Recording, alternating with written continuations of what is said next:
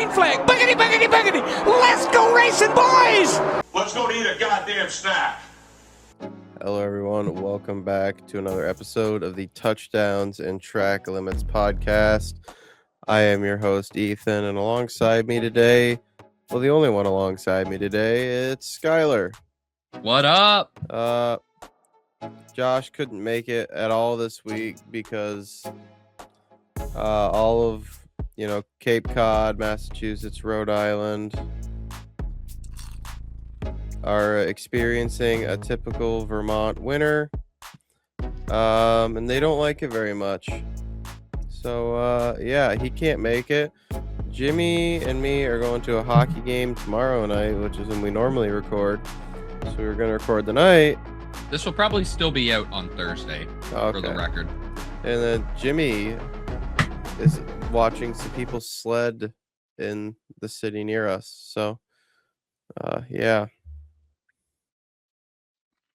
We're here. Where is he, Burlington? No. Oh, geez. No. And now I just get a text from my mom saying I need to go unlock the door for her. So I'll be right back. I'll cut this bit out. Kidding me. Oh, it's going to be one of those episodes. Hopefully it isn't.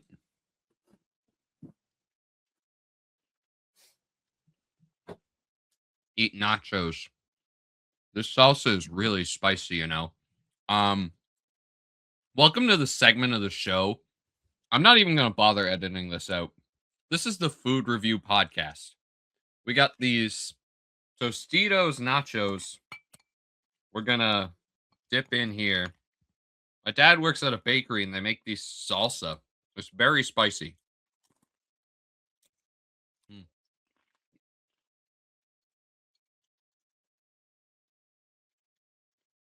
It is good. It's just so spicy, man. I would not be a good one on hot ones. What do you guys eat today? Let me know in the comments. What's your favorite meal and what should we review next week? Ethan is back, so the food review is over. Welcome back, sir. Oh, hold on. What up? What up? All right, I'm not even gonna lie. I just did a food review with that's good. Nachos and salsa That's good. For the last minute. I just went and unlocked the door at 7:30 at night, and I brought back protection. Hey, the knife that I always have in case someone tries to up on me on the sly. So, yeah, that's just what I'm willing to show on camera. I'm not going to talk about what else I have. That's some off-camera iRacing talk. It is. Speaking of that kind of thing, as I shake the entire camera, getting my mic set up. What a way to segue it. So we're going to continue the tradition of talking about NASCAR last, because then we'll want to sleep after we talk about it. Because we saved the best for last. That's right. Big weekend for the U.S. I think we all, including me, have fallen in love with a girl from the Bay Area who skates. She's adorable. Pookie. Yeah, Pookie. Let me read the statistic, right? So this is just from me as a Vermonter being very, very happy with my life. All right. Out of all of the medals won in the Olympics this year, Vermonters accounted for over a fifth of them won by the U.S. Over a fifth of the U.S. medals were from Vermont.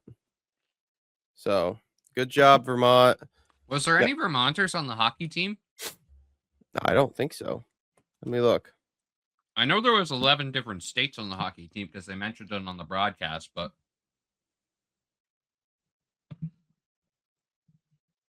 could be wrong. I'm not 100%. Maybe not. No, neither ice hockey, male or female, were from Vermont. But we are pretty good at skiing. Hey. You guys have a lot of mountains there, so I would hope. I am a proud former champion, state championship qualifying ski racer. Woohoo. So, yeah. But I went snowboarding once and rolled my ankle. skiing's better. Fair enough. Well, something more important happened on Saturday. Sean Strickland. He seems to fight better when he fights minorities.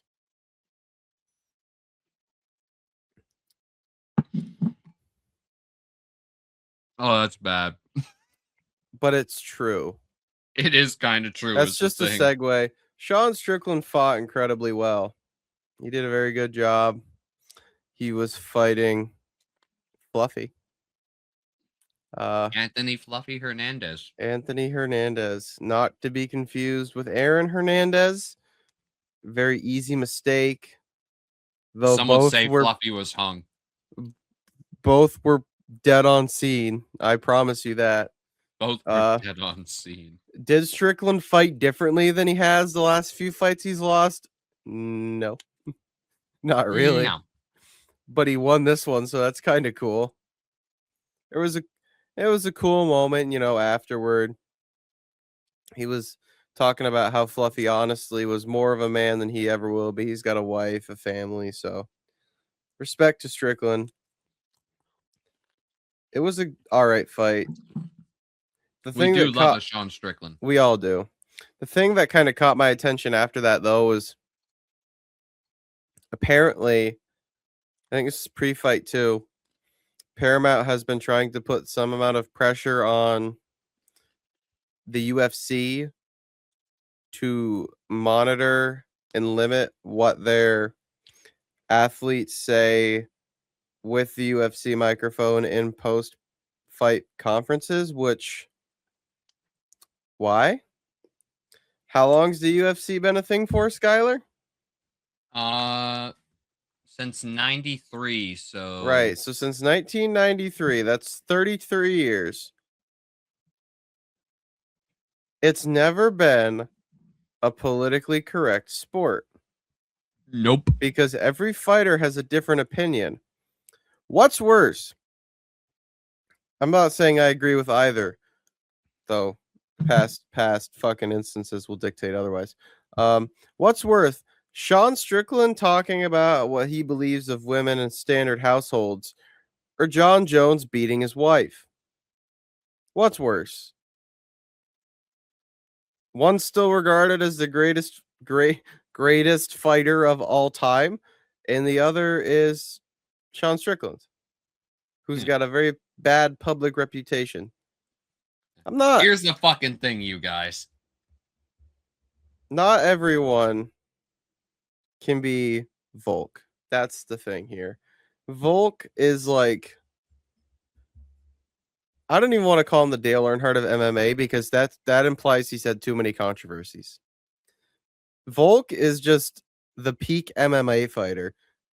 The only thing and the only bit people have had for him is that he's too old. That's it. How can you not love Volkanovski, How can you not? I mean, his only ever beef has been with people saying he's too old. But that is one fighter. That is one fighter out of how many? Like, Paramount, you should have known what you were getting into. There are so many videos flying around. There is literally a post-fight in the octagon. Why'd you take your pants off? My balls is hot. I'll never forget that night. Like, the day I die. Paramount is going to make so much money off of the UFC. It's not even funny. That is like the only sport Paramount has besides CBS, which is Buffalo Bills football all year. That matters. They're the only ones that you can watch UFC through. That's it. Basically. That's it. I don't know. Let's see if they go through it. I don't think they will. Dana White has been very vocal in the past that he has zero interest in limiting what his fighters say. Oh, God. Bryce Mitchell a couple of years ago was on record saying Hitler was a great dude. And Dana White's like, hey, this guy's a fucking idiot, but freedom of speech. That's right. He ain't the smartest man, but God, he can fight. If he was smart, he wouldn't be in my octagon. Oh my god, have you ever seen the Andrew Schultz clip at the roast of Tom Brady when they are going at Dana? Yeah. Yeah. I love that clip. We love Dana White. Yeah, that's all. Boston, man. I mean, like I explained this to Skyler, right? It's all in perspective and who you market as a champion of your sport. Like for all intents and 100%. purposes, Izzy was he's a terrible person. So who's worse, him or Sean Strickland? I'd probably say Izzy. Izzy was such a big star, man. When I started watching UFC, it was like 2017, 2018, dude. When he was on the come up, holy hell, he was such a superstar, man. That kid Killian, he's The Quillen Sal kid. yeah, He's the next big thing of Australian MMA. he is. I like what I see out of him. I like his fighting and I like his personality that he puts forth. I think he'll be really good. I don't know. I gotta come have a fight in New England. Come fight in Yeah. front of you boys. You gotta. I messaged Brett the other day to see if he knows anybody in the industry who can help set that up. But Why does he have connections in MMA fighting? well, I was like, what? See, that's the thing is like, out of all you guys, the most likely to know somebody is Brett. So Yeah, it's the unfortunate thing, and it would be down in that area, in like the Boston area. You know, there actually is a decent tournament, like an hour north of Boston that happens every April. What town? Oh God, I can't remember the name of it. Let me look. An hour north of Boston could be many places.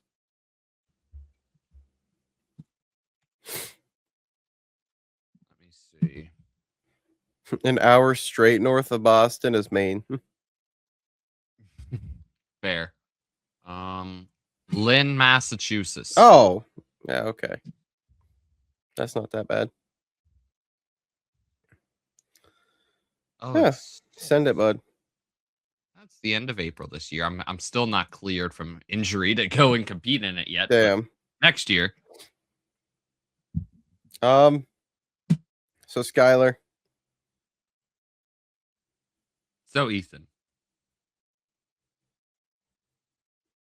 Oh, this is where we're fucking going with this, isn't it? Yep. Okay. 40-20 shots on goal. The spirit of Johnny Gaudreau struck that Nathan McKinnon shot wide, man.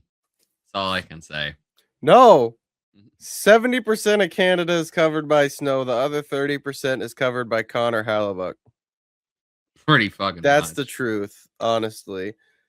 That was And Connor Hallebuck plays for a Canadian team. I know. That's how much he hates the team he plays for. Oh, he plays in Winnipeg. Do you fucking blame him? No. I was texting Josh. I was like, man, what if Hallebuck was for another team from Canada?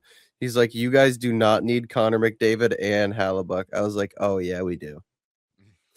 He was like, no, if you guys get a good goalie, it's over for the league. I said, yeah, that's and Draisaitl at that. That's the point. No one would have any. No one would have anything. It'd be it. No, it was honestly, it was a pretty good game. Well, that was one of the best games of hockey I ever watched. Yeah. Straight up. It was a good game. Yeah. Canada took the L horrendously. That was horrific. You had Connor McDavid, and he didn't do anything. We also didn't have Sidney Crosby. That don't matter. You did. When arguably you have Connor McDavid. When you have arguably one of the, I'd say, top 5 players of all time, and Sid the Kid as your third line center, I think that says a lot about how this good team still lost. No, see, this is where I'm going. The United States. I genuinely think this is one of the best all-around Canadian teams ever, and you guys beat them. So I like I say, you guys deserve all the credit. You really do. This ain't even one of the best United States teams we've ever had. Dude, there's some I say it's the most skilled. It's the most skilled for sure. When you have a first line with Quinn Hughes, Austin Matthews, Matty Kachuk, like that's a pretty decent team at the end of the Yeah. day. Rumor has it Brady Kachuk ate his gold medal. Thought it was wrapped in chocolate. Honestly, that wouldn't surprise me if that's true. Also plays for Canadian team, captain of the Ottawa Senators. So why are all they just hate their teams so much? They're like, oh fuck. You know what? They live in Canada and they're like, my God, I fucking hate that place. I don't blame. My God. No, literally. Think about this though, because Quinn Hughes was the Canucks' best player up until December when he got traded. Austin Matthews captains the Leafs. Yep. Brady Kachuk captains the Senators. Yep. Hellebuyck is with the Jets. Fuck, I'm trying to think of who else on that roster. Well, Hughes is. I think the rest of them are American teams, if I'm not mistaken. But Matty Kachuk, even he played 7 years in Calgary. You still lost. We did. No, like I say, it's the win for you guys at the end of the day. You got my respect. Fourth most popular sport versus Canada's only sport, and it's okay to lose. I hope this you is guys, how it basically yeah. how I can describe the feeling of this. Why is this saying I need to reconnect? What the fuck? Says my internet's good. I don't know. But it's basically like if we got good at football somehow and beat you guys in a Olympic style game of football. But if Patrick Mahomes was playing quarterback for us when they beat us, basically. And he had friggin' Tyreek Hill and fucking Amon-Ra St. Brown and man. Right. Yeah. Myles Garrett running after Canadian quarterbacks. Yeah, pretty much. That was all Connor. I knew we were okay when I got out there and saw my boy with a fucking bass on the side of his helmet. Dude, I was like, fuck yeah. Celebrini, man. He deserved one. I feel so fucking bad for that kid. He was so fucking good. 17 for Canada. I know, okay? But Celebrini deserved the goal. That kid was so fucking good. That whole tournament. You know what America got? A win. W. Big dubs. There. That's W. big dubs for the United States of America. Big dubs.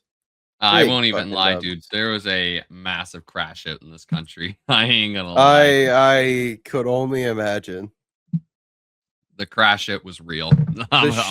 The shit was being talked before the overtime even started, and then when it lost, I live close enough to the Canadian border that I could feel all of Montreal just fucking disintegrate. Man, Canadian children are being euthanized. It's becoming a whole ordeal. Dude, I wish we lived closer to be able to go to that Four Nations final last year. Because that was it. That was at TD Garden. Yeah. I mean, it wouldn't that game didn't go the way you guys wanted it to, but my fuck, the atmosphere would have been electric. Yeah, I guess we had to lose the Four Nations to win the gold medal. That's good enough for me. Hey man, I think they're doing Four Nations again in 2027. Let me see. We'll have to see. Yeah, no, it was a good hockey game. Best replacement for an all-star game you could ever do. Agreed. Let's see. I don't know. The next time we play the Olympics, flag football will be a thing. Fuck off. They're going back to the fucking all-star game, for fuck's sake. Yep. Let it happen in 2028 because that shit was awesome. Agreed. World Cup of Hockey 2028. There we go. I gotta get into hockey more, man. This is all just elaborate ways for America to play Canada. That is literally all it is. We need more Canada versus U.S. hockey. The world goes around better. Canada just needs to officially claim the Buffalo Bills as their football team. We basically have. Yeah, so Is that the thing. we can have America versus Canada football. Well, before Josh Allen came around, there was genuine talks of moving the Bills to Toronto. God, that would have been fucking electric. And they would have played probably at BMO Center. I've been there like 5 or 6 times. That would have been electric. Yeah. We're gonna play flag football, right? I hope it's flag football with linemen though, because there is every reason that we need Frank Ragnow to line up at center in the 2028 Olympics, snapping the ball to Lamar Jackson. As long as it's better than the Pro Bowl, I'll take it. It will, because it will be America beating up on other countries. Fair enough. Imagine you get your biggest guys together, right? You're fucking Latvia, right? And you are lined up in the first round against the United States. You're like, all right, I'm gonna guard. Who am I blocking for? This guy, right? And you just look up, and it's fucking Trent Williams. You're like, fuck. Yeah, you're over. an offensive lineman heading from Latvia, and then you have Myles Garrett. Aaron Donald comes back. You look up and you just see Aaron Donald, and you're like, Myles Garrett and Max Crosby and Jared Verse. We cannot let Max Crosby represent the United States of America. Why not? No. Trying to think of who I want as defensive lineman. Nah. Underrated shout. We need Nick Bosa. Oh God. We need Nick. Especially for the games against African teams. Yes.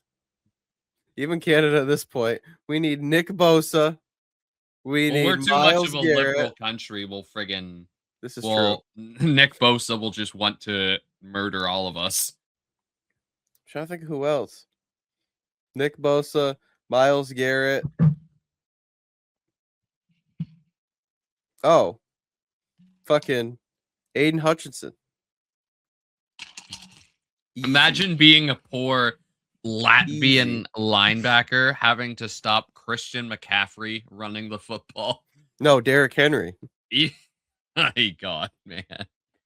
You just look up and it's that motherfucker smiling like he does, freight training right at you. Just like, well, what do I do? Up like, what do I do? Like, what the fuck am I supposed to do with that?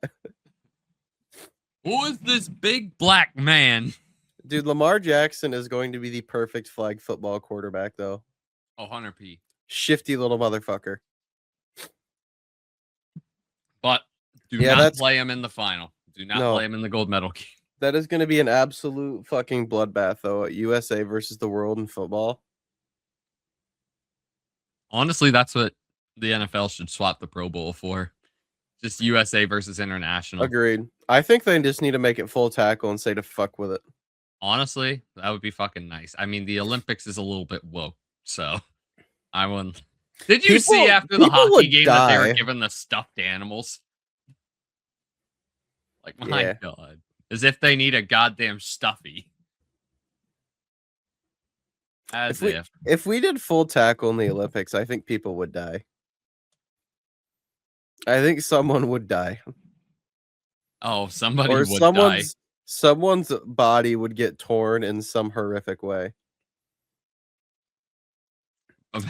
The average person is not equipped to take a hit or to cut in such a way to juke out an NFL cornerback. Some 5'5" quarterback from New Zealand getting sacked by Myles Garrett. They're gonna try to cover Hunter Renfrow, and he's gonna do one of his little fucking shifty movements, and he's just gonna fucking take their ankles Is right Hunter there on the Renfro turf. playing for the Team USA? Honestly, if it's non-contact, we just need some fucking sneaky route runners. He should be. We need some Trying to think. fast motherfuckers, and we need some shifty motherfuckers. I don't know who we got that's shifty. Fuck, I'm trying to think. My brain's been off of football. JSN, bro. Yeah, probably. JSN would be fucking nasty in flag. We cannot let Puka Nacua represent the United States of America. Going on Aiden Ross streams at halftime. Those views versus what the world thinks of us could be absolutely catastrophic.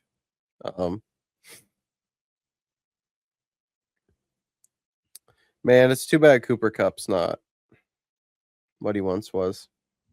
Oh, dude. I'm trying Who else?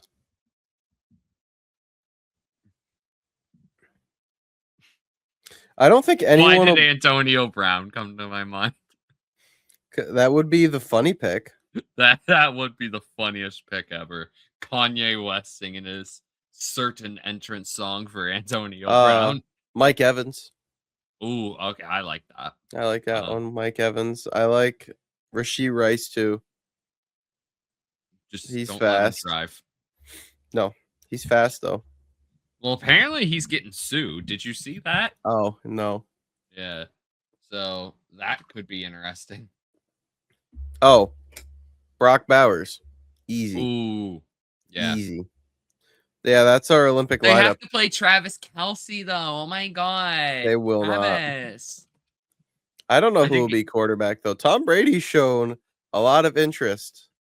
I'm just saying, the only thing that took him out of football was that nearing the age of 50, he didn't want to get hit that hard anymore.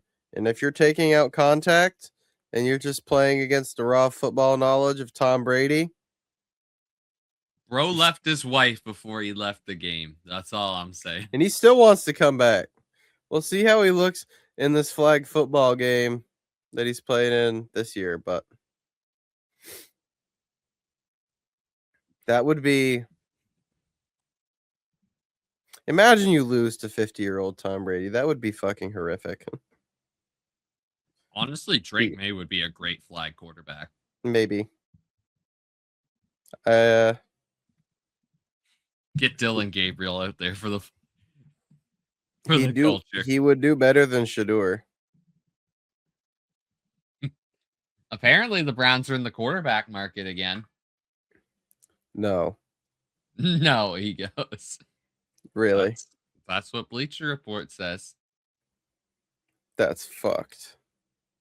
Apparently, they're No gonna way. trade pick 6. They're gonna trade pick 6. Ironically, we're very good at doing that too. Is pick 6.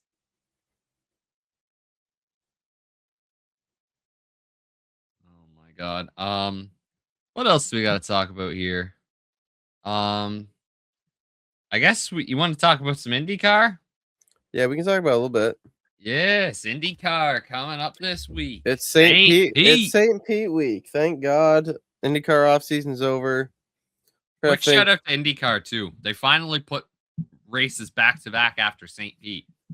Yes. Because Phoenix is next week and Arlington's the week after that. I'm actually super stoked for that Arlington race. I am think that's gonna be sick. I'm more stoked for Phoenix. Phoenix will be fun.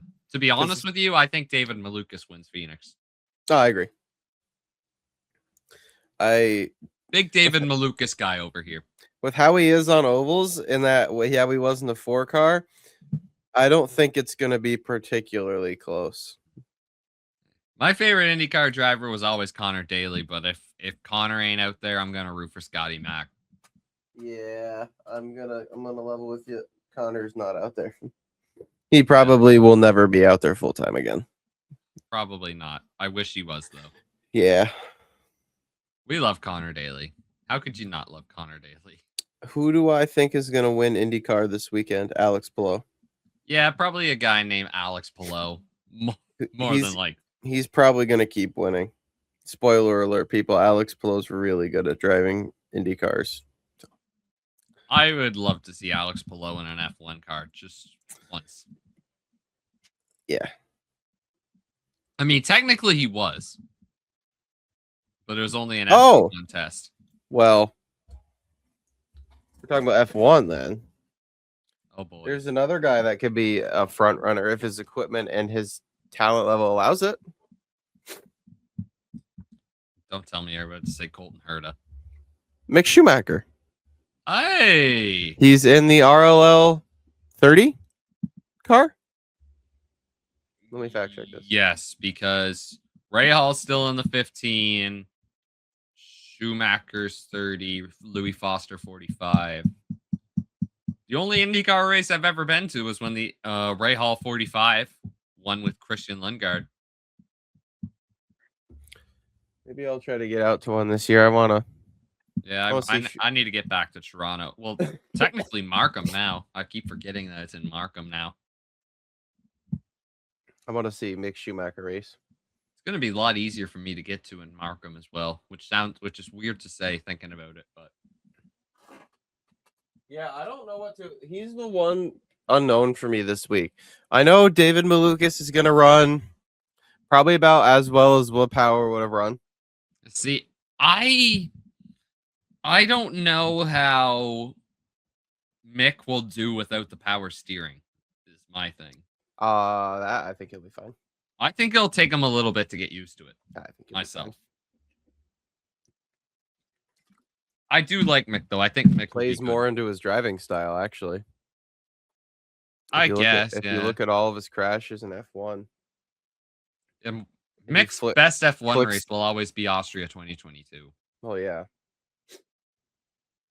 it's how sensitive the F1 cars are. These cars are probably a little less aero sensitive. You got to muscle them around a lot more. So I think he'll be good. I would be both equally not surprised if he wins, if he goes out and wins, or if he goes out and hits the wall. So, because I think he'll finish top 15. I think more than that. I think he'll finish top 10. I'm hesitant, but I think he's capable. Well, you got to remember, this track is where those cars are good. Those Ray Hall cars are really good at road courses, like street courses. They are really good at street courses. They are. That's the thing too. I think I'm really interested to see how Team Penske do this year. I think David Malukas is probably going to win the most races for him. That's wild to think about. But see, well, it's just because who's his competition on the ovals? Newgarden. Is he though? Well, at Iowa maybe dominated last year at Nashville. That's one race. And Iowa, but he kind of got screwed out of the Wyndham Pato Award. He still lost. Gateway, he wrecked. Well, while leading the race. But in that race, David Malukas was also the fastest car. Do you remember when we were texting while watching that race? Yeah, I was getting in. I was in the fucking shower. Yeah, I was in the shower, and before I got in the shower, they were going to commercial, and then I heard, "Oh, Joseph Newgarden wrecked." I'm like, "Oh, they're rerunning last year when he wrecked." I was like, "But I don't think he wrecked last year." And then I get out, and I look. I'm like, "Who was in the night race last year?" And then they come back from commercial. I was like, "Oh, he's gone." I was like, "David Malukas is gonna win." And as I'm going into work, I get a text from Skyler. He's like, "Yeah, you ain't gonna like this." I was like, "What?" He's like, "Kyle Kirkwood just put Malukas in the fence." I was like, "Well, if you can't beat him, wreck him." So pretty much. That's Kyle Kirkwood for you. Yeah, Malukas, Award, and Connor Daly were absolutely ripping that day. I wouldn't be surprised if we see Joseph Newgarden in some NASCAR automobile next weekend. I mean, it'd be a late announcement. I think Scotty Mack would be the most fitted to it myself. An oval? No, I thought you were talking about St. Petersburg this weekend. Talking about Phoenix. Oh. Yeah, that I want to see Newgarden. He probably would enter a fourth car too, to be honest. I think they'd probably enter him in the O'Reilly series with Sigma.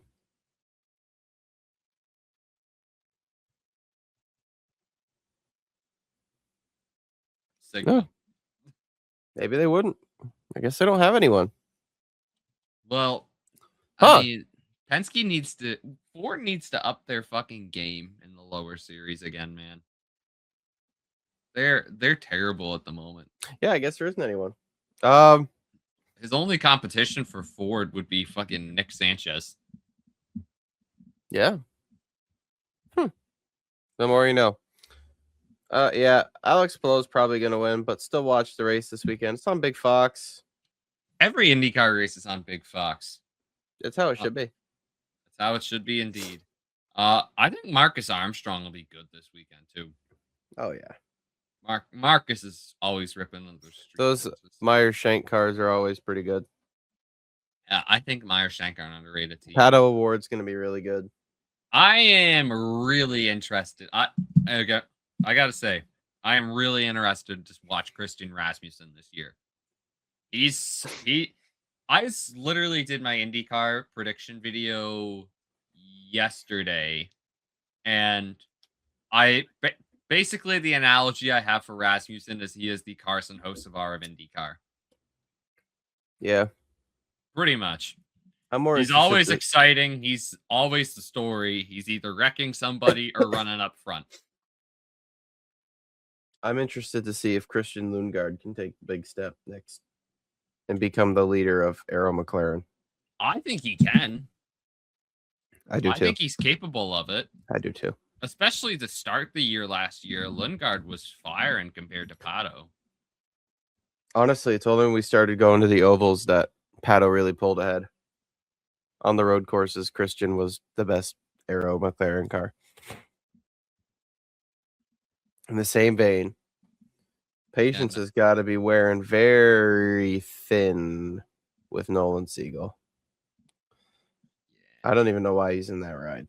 I mean, he's still a young kid, but like... Man, McLaren's going to look like a bunch of fucking idiots when Malukas goes out and wins all those races.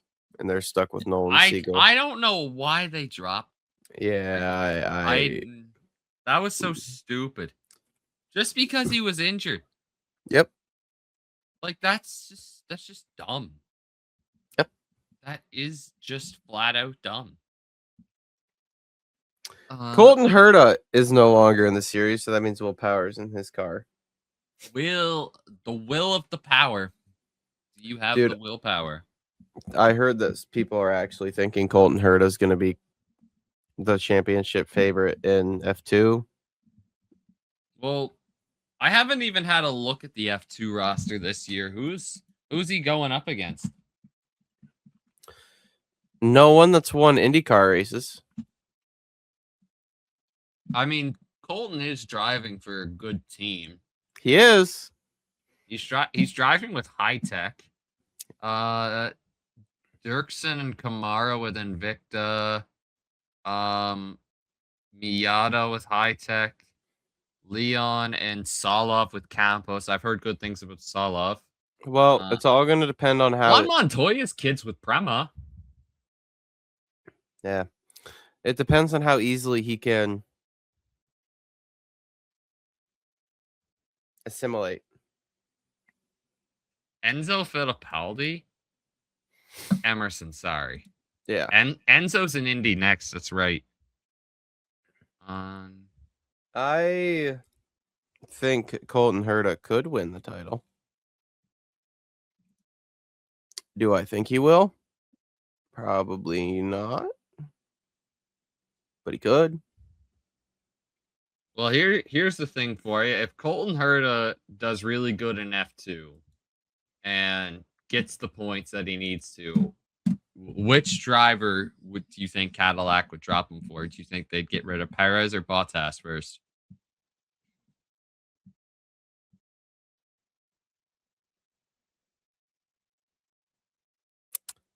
Considering the Telcel's on the car, Bottas. I would say the same myself. It's a tricky one. It is a tricky one. Perez comes with a lot of money. He does. Checo has the bucks. And Yeah, probably they'd probably keep Checo. we'll talk about this more. We'll talk about F1 more next week, but I quickly want to ask you, what's your favorite F1 paint scheme of the year? Or livery, I should say. It's gonna have to be after seeing him on track because the Red That's Bull looks valid. different. Yeah, I think the Red Bull's definitely up there, but dude, I love that Cadillac. I don't know why, but I love it. No, honestly, I like Audi. Yeah, Audi's is clean.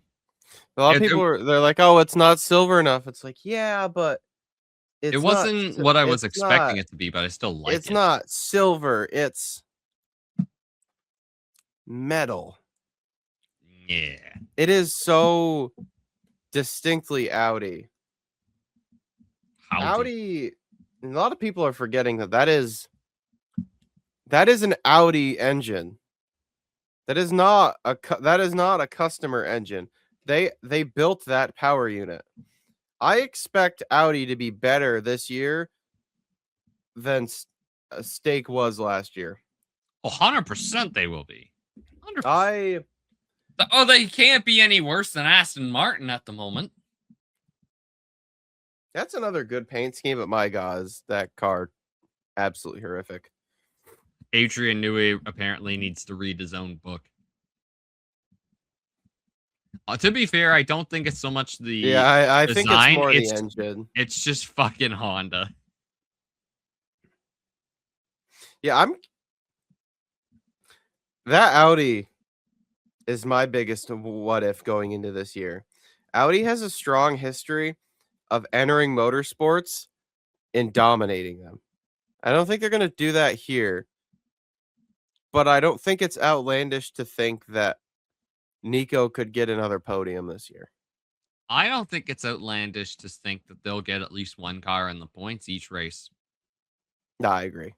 Trying to think of who I think will be in the points. Obviously, McLaren, Red Bull, Ferrari, Mercedes. Honestly, dude, I question where McLaren will be this year. I don't think they got that car right. Well, with how it sounds like these cars drive too, it's going to be a lot down to the driver too. So let's look at the drivers. Which is the way it should be.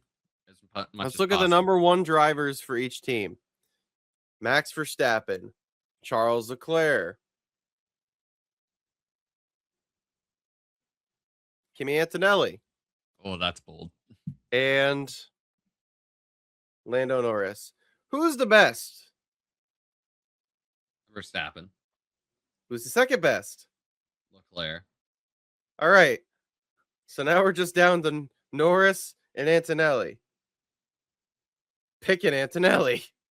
So I'd still pick Norris for now, but Antonelli's getting there. That's not even counting second drivers. I don't think Norris is even the best driver at his own team, let alone do I think he's better than Hamilton, Russell, nor do I think he is better. Who is it? Hadjar? Probably not. Where is that McLaren going to slot into all this? Well, you also got to think about how much of a dog that second Red Bull has been, too. So more than likely, but it's different. It's different management now. Marco's gone. Yeah, Laurent Mekies will be decent. Marco's gone. Christian's gone. It's different now. I think it'll be different. They also had a lot of input on the car, though, because when did they get released? Like July, right? Yeah, like that. Well, look at what happened after they got fired and Mekies came in. Max Verstappen gained 130 fucking points on Lando Norris and Oscar Piastri. Very true. I think. Well, that's another thing, right? It's like I don't know how much faster McLaren's going to have to be because that fucking 3 car is on a warpath this year.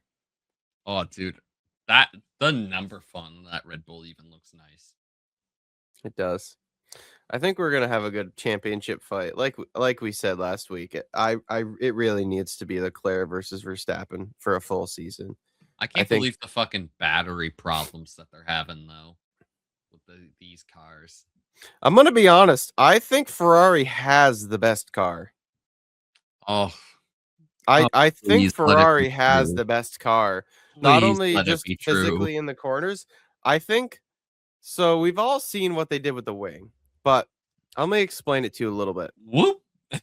So they have a wing on the exhaust of the car, right? So that gives them more aero downforce in the corners. Well, that gives them drag on the straightaways. So what they did on the straightaway is most teams, just like DRS, are letting their wings go like this. Or let me rephrase it. The wings are like this normally. So they're going like this, right? Getting as little drag as possible. Ferrari is going like this. So not It goes from only here to way up there. so not only are they minimizing their drag, they're creating lift. It is for all intensive purposes now. The At wing Baku, of an airplane, they are gonna look like Mark Webber at Valencia back in 2010. it is, for all intensive purposes, it's the same concept as a wing of an airplane. They are getting lifted off the ground. The car is gaining ride height in the rear. It is getting faster on the straightaways. It'll be the fastest car on the straightaways by a long shot. It's gonna be interesting. Lord, I pray. Lord, I pray. I don't know, man. Being faster on the straights might not be enough to stop Max Verstappen, though. I don't know. It's gonna take a lot to beat that man. I agree with you on McLaren. I don't know where they're gonna slot in. Nothing about that car has shocked me. Like really good though. I would not be surprised if Piastri outperforms Norris this year. I think you should have last year. I think more went on there than we know. Yeah, a lot went on behind the scenes. Ever since Monza, Piastri really wasn't the same. Yeah. Williams looks absolutely fucking atrocious. Poor Carlos Sainz, man. Dude, Carlos he could have been at Audi too, man. He could have been at Audi with Nico Hülkenberg. That would have been. I still to this day, I don't know why he signed with that. I really don't. You have Audi, one of the biggest, owned by one of the biggest auto groups in the world, Volkswagen, the team that employs your father, who has won championships for them. You're like, James Vowles must have had a very convincing dinner date with him. I'm gonna show you a photo. Okay. I honestly though, I was gonna say this is that I am intrigued to see what Alpine do this year. Yeah. They could have such a boom year, but such a bust year at the same time. Where is it? I think I would not be surprised if, hot take, Gasly could get top 10 in points. He could. Potentially. I think it's on the table for him. I think Behrman will have a good year. I'll say that. Yep. I agree. All right, here's this. Oh, yeah. While it's on my mind, before I forget, join the podcast GridRival Leagues for. Do we all see this? This is not Carlos Sainz. This is Carlos Sainz Sr. Oh, there you go. This is Carlos Sainz Sr. in an Audi at the Dakar. Red Bull sponsoring ship. At the Dakar. This is Carlos Sainz standing next to Carlos Sainz at Dakar while his dad's in the Audi suit. Again, that man signed with Williams. Stupid motherfucker. Stupid motherfucker. Anyway, that's all we're going to talk about for F1. Before I forget, though, join the podcast. It's GridRival and IndyCar and F1 leagues and GridRival and our NASCAR league. Still time to join that. $50 gift card prize for the winner, and the gift card is of your choice. So get in, set your lineups, beat the boys, win the league. $50 wherever you want to spend it, man. I think that's a pretty good deal if you ask me. So, and it's being paid for by yours truly. So get it done. Get it done. Skyler's money. You literally have a free invitation to come steal my money. You can't ask for much better than that. Well, Ethan, before we go onto our favorite sport, we both have Alex Palou winning St. Petersburg. We already know that. But one question I want to ask you is, who do you think will be Alex Palou's biggest challenge in 2026 and why?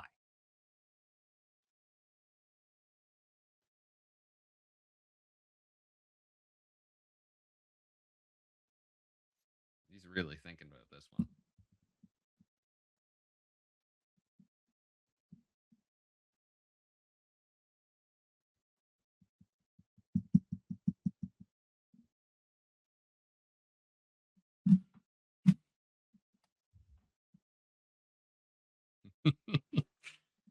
Oh, I'm gonna have to talk over this because I don't want it to be silence for our Probably audio listeners. Pato Award. He's the only person I think of that's solid enough on all kinds of tracks to beat him. I don't know why, man, but I think Will Power is going to be his biggest threat. I don't think those Andretti cars are good enough. Well, I mean, if Kyle Kirkwood was his biggest threat last year, I think Will Power is a better driver than Kyle Kirkwood, basically everywhere but street courses. And you could even make the argument that that's closer than on what I'm making it. That's a lot to do with the cars, too, how they're set up. I just think that Will Power can really wring the most out of that Andretti. I really think. Yeah, Will Power is also kind of pissed, too. So he's a man on the mission. So, I mean, I don't blame him for being pissed, but Team Penske did have to shut the door eventually. And I don't think they could have picked much better of a driver than David Malukas to be in the 12. Agreed. So, at the end, I mean, they probably could have kept Malukas at Foyt for another year and then put him in, but that's hoping Ganassi doesn't steal him. Truth. He'd be a hell of a lot better than Kiffin Simpson. One guy we didn't talk about at all, though, was Scott Dixon. Because Scott Dixon's going to keep being Scott Dixon. He'll get his one race win a year. He's basically become Kurt Busch. Yeah, Scott Dixon's going to show up once a year, remind everyone he's the GOAT of IndyCar, and then leave. I'm interested to see when he retires, to be honest. Never. He's going to be there till he's 65. All right. Before we get into squiggly season for the NASCAR Cup Series, NASCAR O'Reilly Auto Parts Series, and the NASCAR Craftsman Truck Series this weekend at St. Petersburg and at Circuit of the Americas, we got to talk about Cold Atlanta. It started off Saturday with practice and qualifying getting rained out. Well, just qualifying for the NASCAR Cup Series. Then we got into the trunks. Oh, baby. Trunks. To add on to an already terrible weekend for Canada. Unfortunately. With Riverside on the back, Cole Butcher showed up. And Atlantic tilt load. He was running. Dude, he's a maritimer too. Can we not have anything nice? He was running third. But my God, I think the only truck that Ty Majeski legitimately pushed all day was the 99. He had no interest in helping his teammate. He had no interest in helping anybody else. He physically chose to wreck his car versus pushing someone besides Ben Rhodes. I have not seen that level of greed and pity in a long time. Ty Majeski, fuck you. But yeah. Still getting weird seeing him in a yellow Menards 88. He's driving like a bitch now. What else? Or sport for. I'm trying to think of who dominated the race. Corey Heim. Taken up by Chris Wright. Yep. Not surprising. I don't know why, but you're freezing up a lot at the moment. Just letting you know. That's you. Okay. It's got to be because I have Ethernet.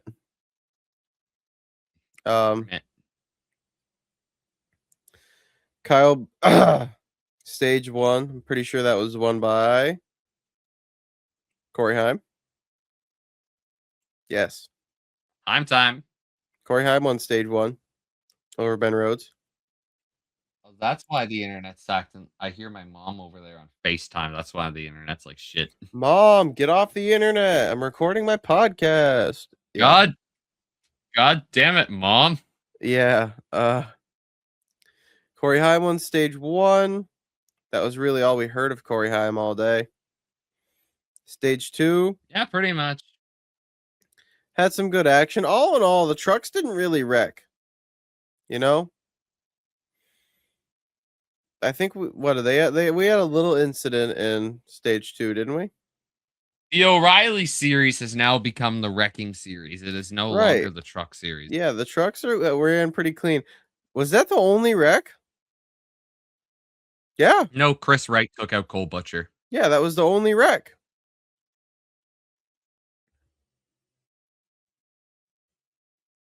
If I'm not mistaken, yeah. So stage 2 went by pretty uninterrupted. Pretty good racing all in all. Stuart Friesen, big comeback for him. He won stage 2. We love Stuart. We love our boy Stewie. Stewie's good shit. And we got down to the fact that he's good shit too. Yes. We got down to the fact that this race was shortened by weather. Kinda.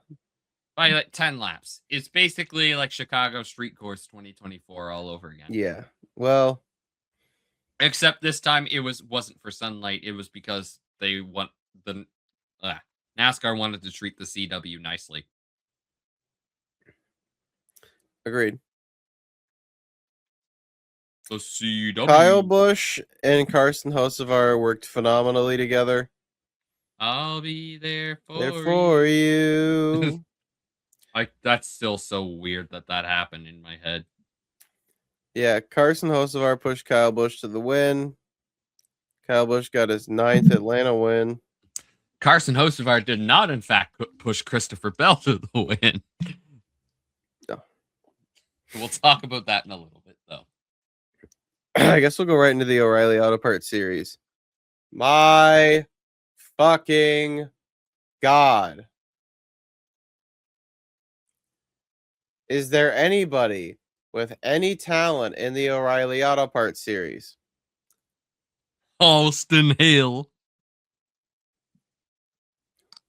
The only driver all night that I saw that genuinely impressed me with their skill of a car was Rajah Caruth. Yes. If Gap car. Rajah Caruth was absolutely outstanding. Rajah was not. He drove great. Rajah drove better than anybody in the field. Unfortunately, those RCR cars were legal this week. But I think they're always worse at Atlanta, though, to be honest. It's just or Echo Park.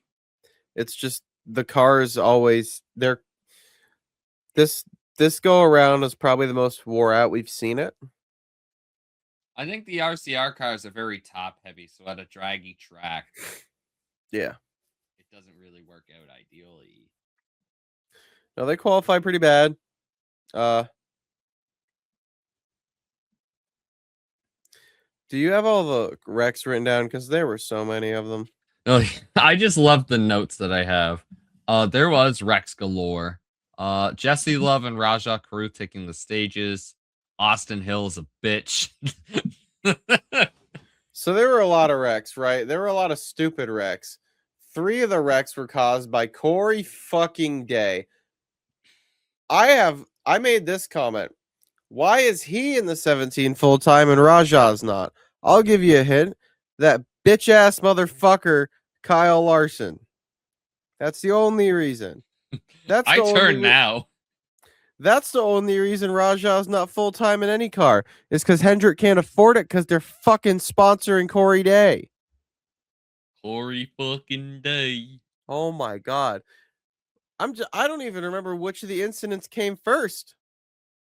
I'm trying to look back at the results now. This stupid there was that lap 5 wreck with Ryan Sieg. If you remember that. Yeah. So here's Corey Day. Is mayonnaise an instrument? Is mayonnaise an instrument?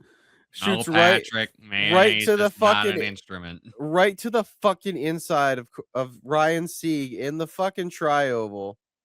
Wrecks the shit out of him. Keeps going.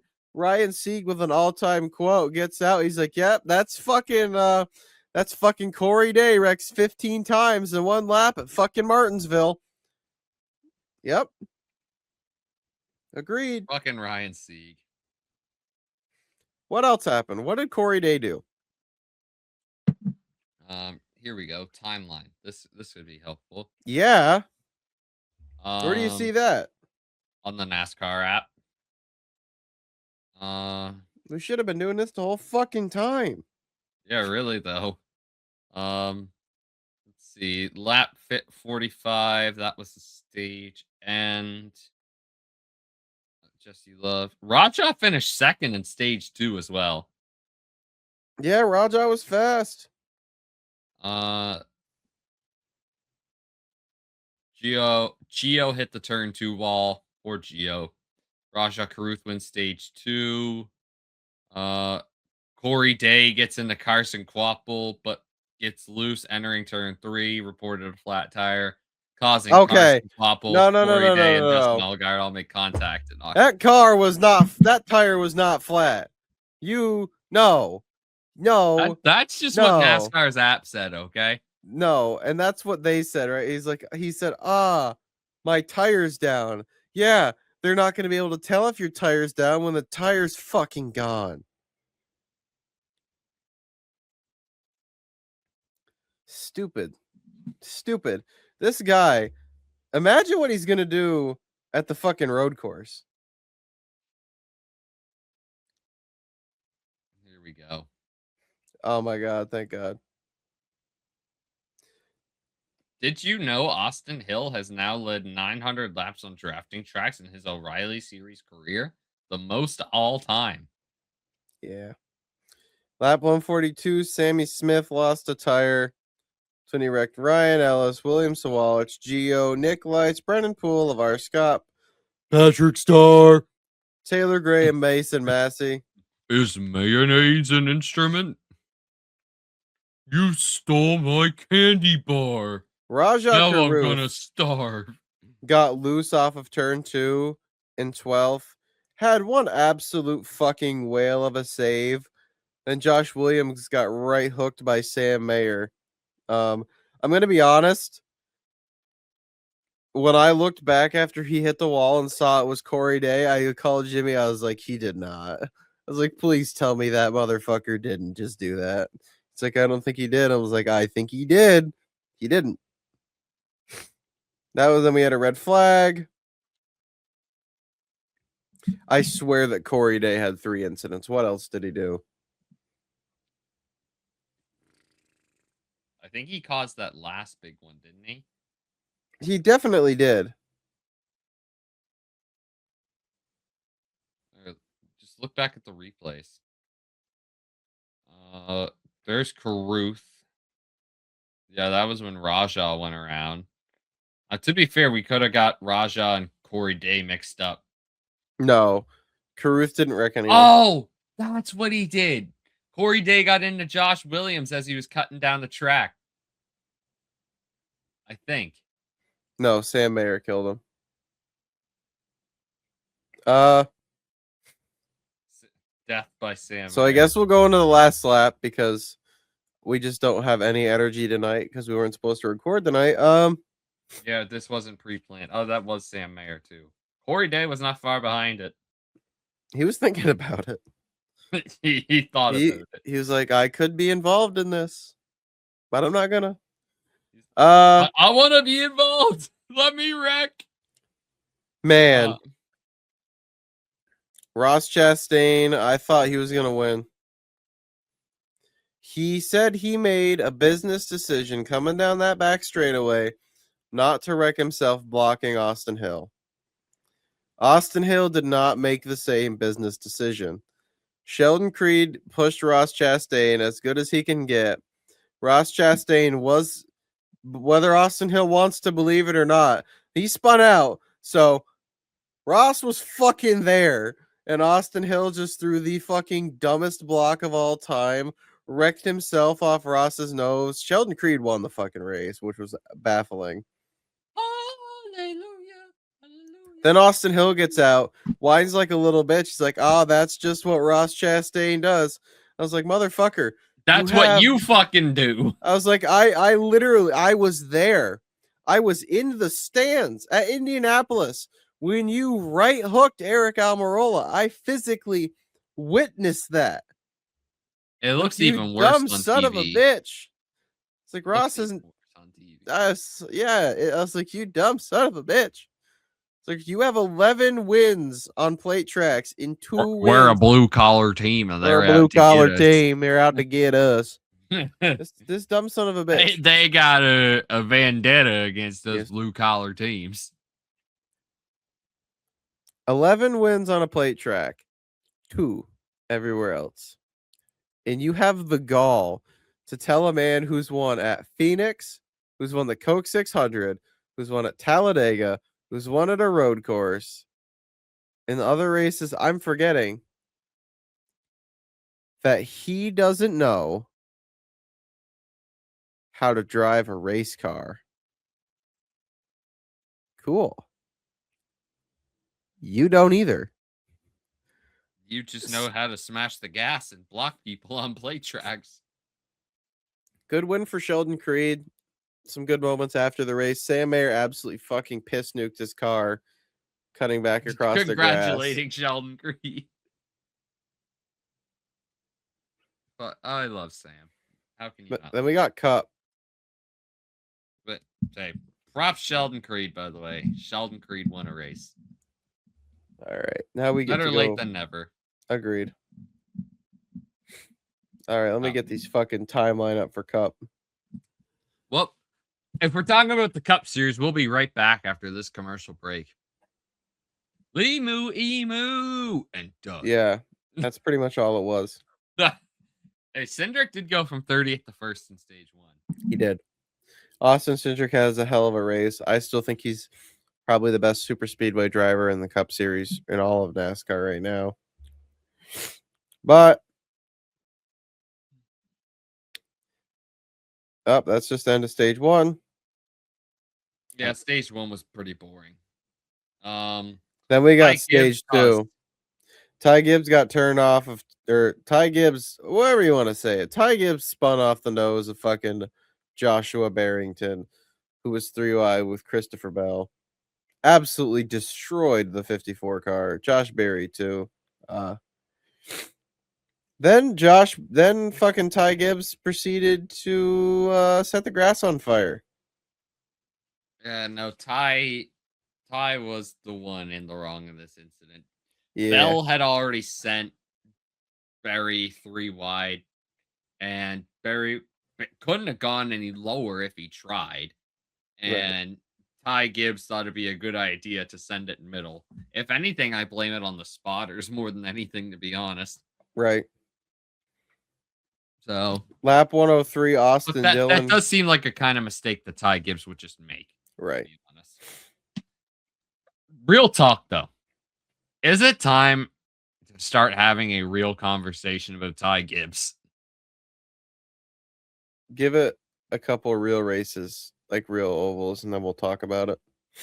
Fair enough. Let's save this conversation for after Las Vegas. Right. So on lap 103, Austin Dillon got wrecked himself. I don't really know, but pretty much I thought ended Zane Smith's day. Didn't really, but it did end the day for BJ McLeod and Riley Herbst. Top 5 in points, Zane Smith. That's right. Carson Hocevar got too fast entering penalty on those pit stops. And then Kyle Busch pretty much that's right. Carson Hocevar had pretty points much today. just pretty much just half spun, half self spun off of Noah Gregson, and he hit the wall hard. He's all right though, so that's good. The luck continues for KFB. Yep. Then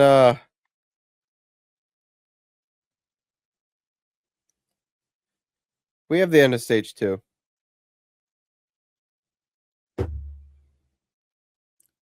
Greatest driver in the world, said the words of our co-host Josh Baddick. You know Kyle exactly what I'm Larson. holding up. Inside. Stay high. Stay high.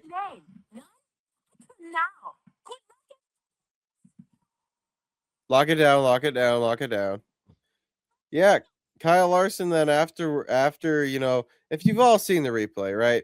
Kyle Larson cuts across a fucking entire racetrack to try to block SVG, who is just fucking unfathomably there. He's just there, dog. He's just there. And wouldn't you know it, SVG didn't lift, so they wrecked. Kyle Larson hit the wall very, very hard. Good for him.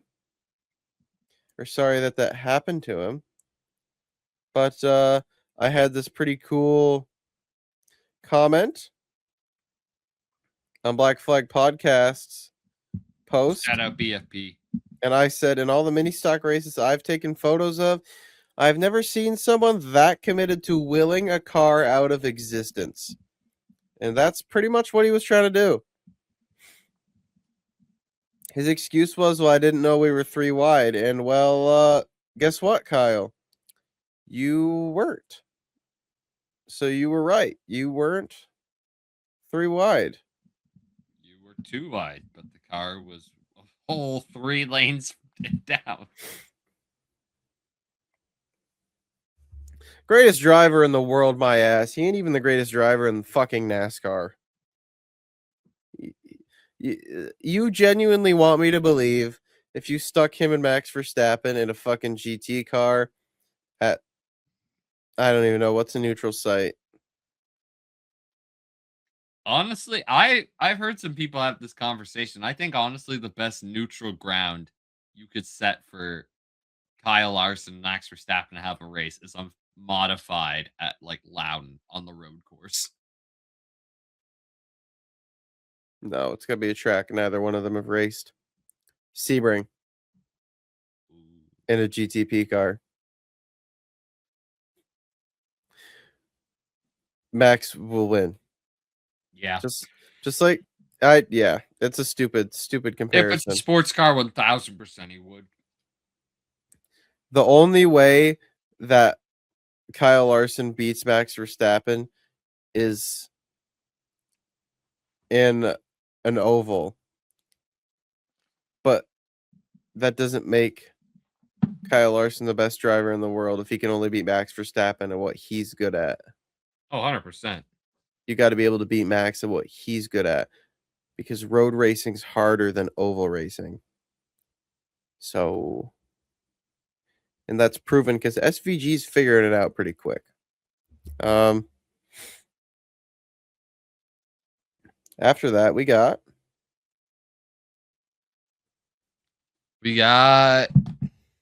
SVG self-spun off of 4. Denny Hamlin and Joey Logano make contact, which wrecks Allmendinger, Buscher, Logano, Byron, Tyler Reddick, Alex Bowman, Michael McDowell, Connor Zilich, and Austin Cindric was the leader. Zilbilis. Joey Logano spun off of Hocevar's nose. Wasn't really Carson's fault. Then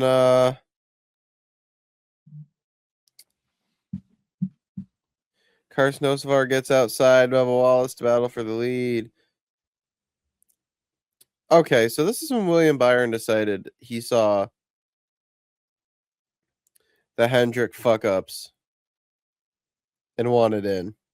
I turn now. So no, he didn't have a tire going down. He just got loose, hit the wall, and decided to fucking merge down. So that caused a massive fucking crash. I turn now. Good luck, and on the first overtime restart, Carson Hocevar said, "It's my turn," and there was no gap there. If gap car, there was no gap for a car.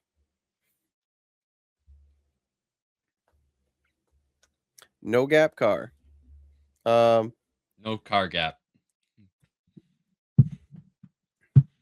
They wrecked the fuck out of him. Christopher Bell is the only one that wrecked, though. Poor Bell. And then somehow, with a fucking missing right front fender, Tyler Reddick wins. Tyler Reddick's 2 for 2 in 2026. What the fuck are we doing? He could go 3 for 3. He's the only Toyota that'll be close, but I don't think so. Bell's in the field. Bell won last year. Yeah. But you're counting on that neither SVG or Zilich are going to be good enough to beat the field, huh? They all beat SVG straight up last year. At least the 6 of them did.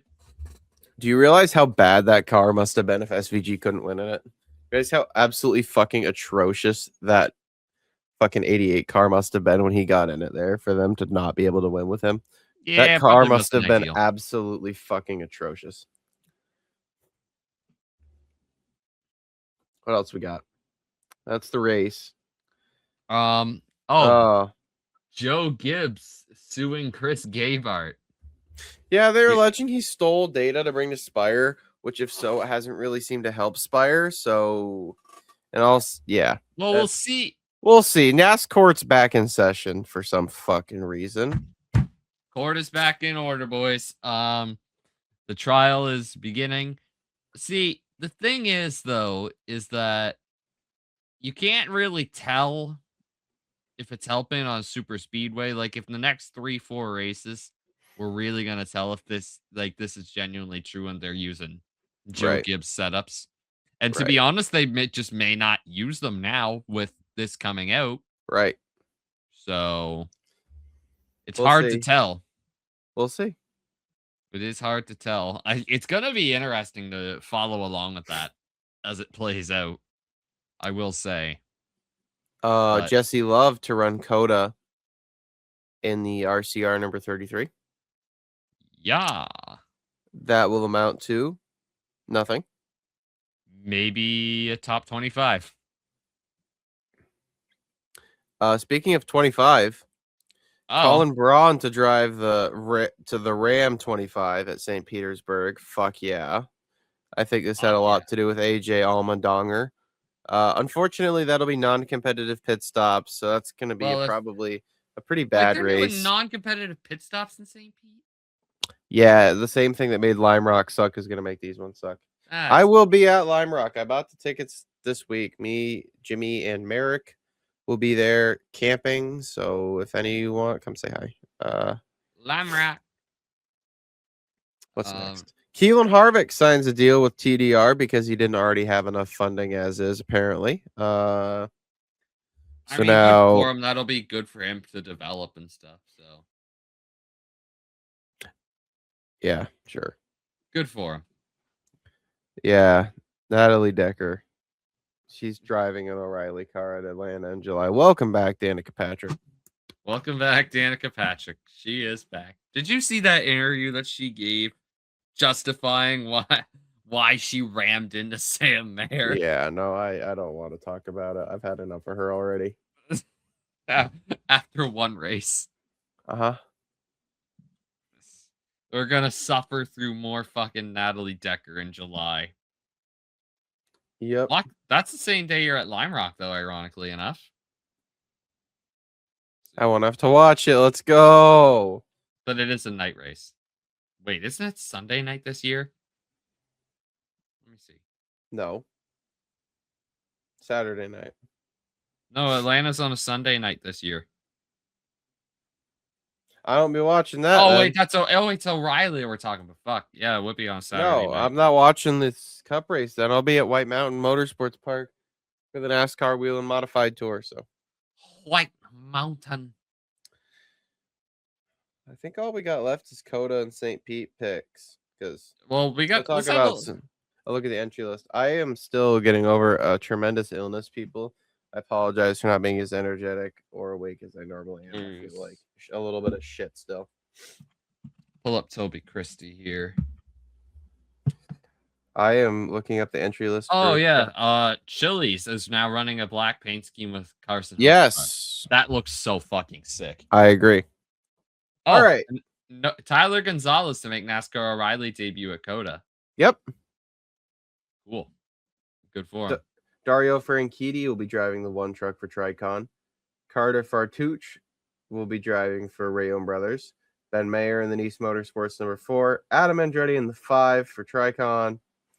We have to go all the way down to Jackson Lee in the 22 for Reum.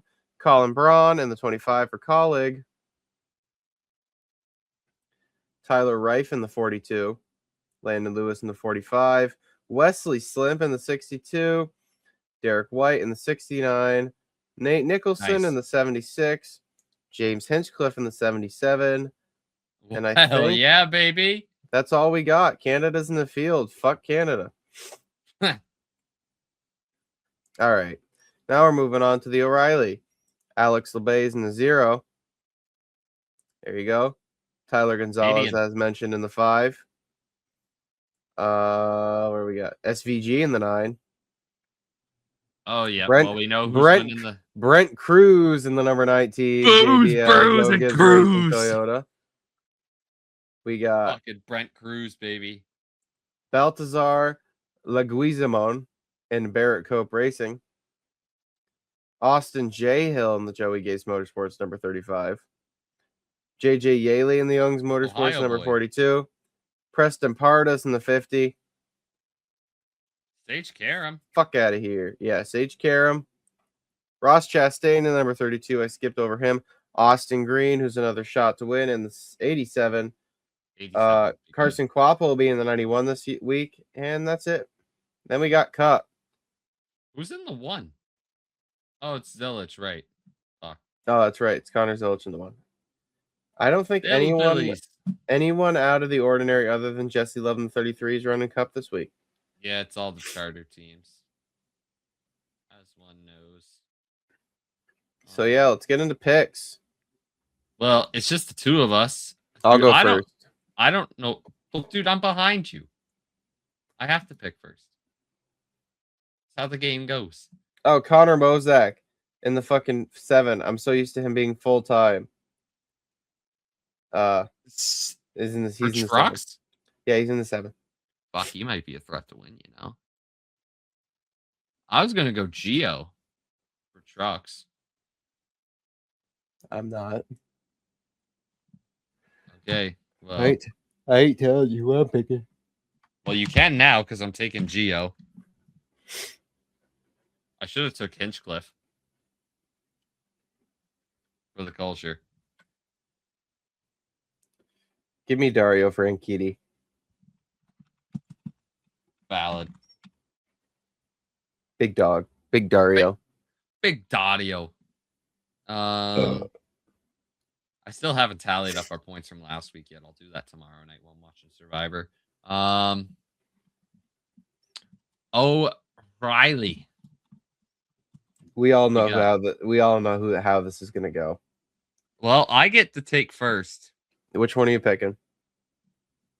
I'm gonna take Zilich. That's fine. I'll take SVG all day. All right. We Same thing. didn't let Josh and Jimmy take first because they decided to skip our fucking podcast this week. Yep. Bunch of bitches. Well, Josh has no power. I get how that feels. And All right. Jimmy could have skipped sledding. We are doing the same thing, but for Cup. Which one are you picking? SVG or Zilich? I think the Zillbillies are gonna get the Texas sweep. Man, I am so happy with this. Give me SVG again. I'm being set up for success this week. I don't know, man. I just really have a good feeling about Connor Zilich this weekend. I don't know why. That's good for you. I think Zilich is gonna do it. We'll come back to this next week, folks, when Zilich wrecks out of the Cup race. Honestly, that would be so fucking sad. I do have. I mean, the funny thing is that if you go on GridRival this week too, this is the funniest shit. You can literally take both SVG and Zilich and double point them both if you really want to. No. Well, I got SVG doubled in in my league for my viewers and for our podcast league. Yep. So Is that it? It's the safe pick. There you go. I just think Zilich is going to get it done. That's just my take. I don't think he'll win Cup, but I do think he'll probably win Xfinity, but that's okay. Or O'Reilly. Anything That's all else we you got wanna for add, today, good I sir? think. No, I think that's it. Man, this is a short show, and I don't It even have is. to center or edit. No, you don't have to edit anything. This is awesome. I can get used to this again. Well, everyone, it's probably going to be a pretty laid back and boring episode compared to what you're used to. Like I said, We'll get the crew back next week. It's getting towards the point of the night where I feel like absolute shit. My throat still is a little fucking scratchy. I'm a little tired still. I haven't slept great. So thanks for bearing with us. Things will be back to normal soon with everyone, we hope.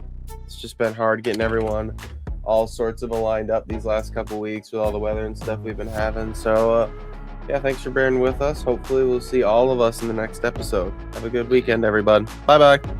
Adios. Here we go, green flag. Boogity, boogity, boogity. Let's go racing, boys. Let's go to eat a goddamn snack.